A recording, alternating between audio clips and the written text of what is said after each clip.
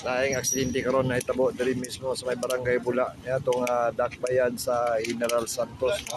Sa usa ka motorsiklo ang nakaroon na balintong, no? O mo ni karon ginasusi sa atong dito sa kapulisan og usa ang nimong angol karon na ginakarga sa ambulansya, no?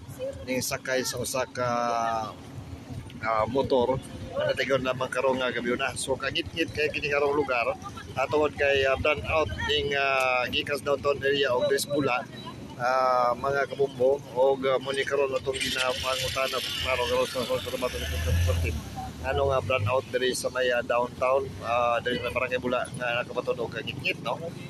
Karong gudlo. So karong mga pulis pagwala nga ginahimo ang pagkarga nitong usa ka nakamotor na sulod sa ambulansya nga ginatambalan na sa atong mga miyembro sa rescue team. At ang ato ang dugang detalye kalabutan nining maong insidente. Bumbo dito pagkaroon para sa luwan mo sa source of news information sa radyo. Bumbo!